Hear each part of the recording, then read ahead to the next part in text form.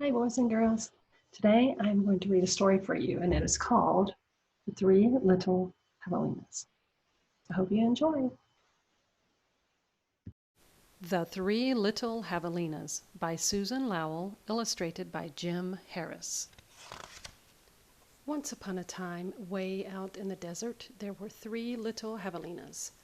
Javelinas are wild, hairy southwestern cousins of pigs.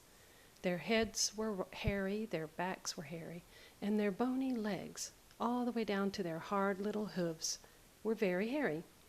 But their snouts were soft and pink. One day the three little javelinas trotted away to seek their fortunes. In this hot, dry land, the sky was almost always blue. Steep purple mountains looked down on the desert where the cactus forests grew. Soon the little javelinas came to a spot where the path divided, and each one went a different way. The first little javelina wandered lazily along. He didn't see a dust storm whirling across the desert until it caught him. The whirlwind blew away and left the first little javelina sitting in a heap of tumbleweeds. Brushing himself off, he said, "I'll build a house with them." And in no time at all he did. Then along came a coyote. He ran through the desert so quickly and so quietly that he was almost invisible. In fact, this was only one of Coyote's many magical tricks. He laughed when he saw the tumbleweed house and smelled the javelina inside. Mmm, a tender, juicy piggy, he thought.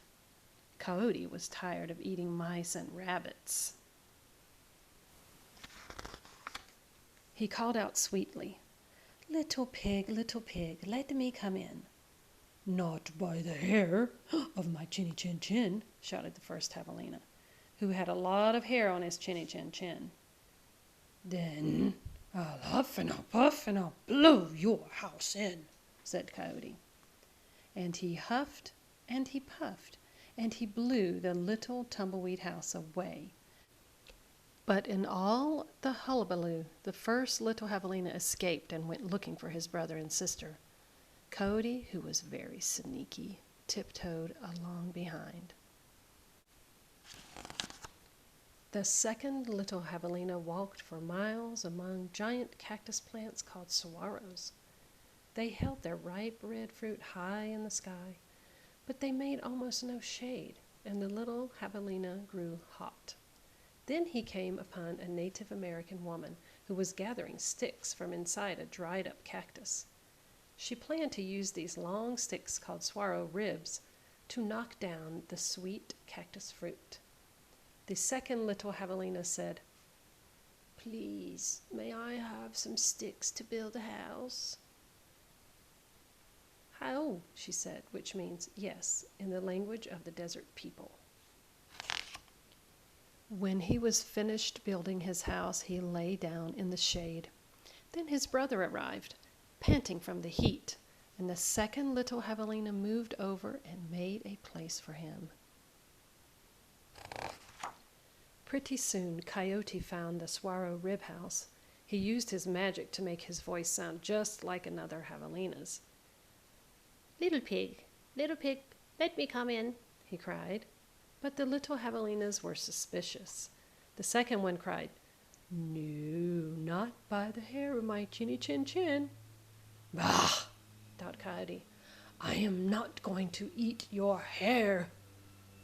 Then Coyote smiled, showing all his sharp teeth. "I'll huff, I'll puff, and I'll blow your house in."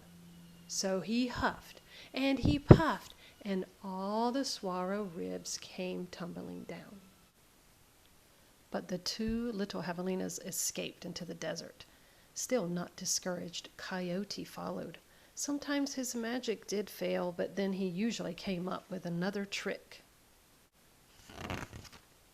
The third little javelina trotted through beautiful palo verde trees with green trunks and yellow flowers. She saw a snake sliding by, smooth as oil. A hawk floated round and round above her. Then she came to a place where a man was making adobe bricks from mud and straw. The bricks lay on the ground, baking in the hot sun. The third little Javelina thought for a moment and said, "May I please have a few adobe to build a house?" "Sí," answered the man, which means yes in Spanish, the brickmaker's language. So the third Javelina built herself a solid little adobe house, cool in summer and warm in winter. When her brothers found her, she welcomed them in and locked the door behind them. Coyote followed their trail. "Little pig, let me come in," he called. The three little Javelinas looked out the window. This time Coyote pretended to be very old and weak, with no teeth and a sore paw. But they were not fooled. "No, not by the hair of my chinny chin chin," cried back the third little Javelina. "Then I'll huff and I'll puff and I'll blow your house in," said Coyote. He grinned, thinking of the wild pig dinner to come. "Just try it," shouted the third little Javelina. So Coyote huffed and puffed, but the adobe bricks did not budge. Again Coyote tried. "I'll huff and I'll puff and I'll blow your house in." The three little Javelinas covered their hairy ears, but nothing happened. The Javelinas peeked out the window. The tip of Coyote's ragged tail whisked right past their noses. He was climbing upon the tin roof. Next, Coyote used his magic to make himself very skinny. "The stovepipe!" gasped the third little Javelina. Quickly she lighted a fire inside her wood stove.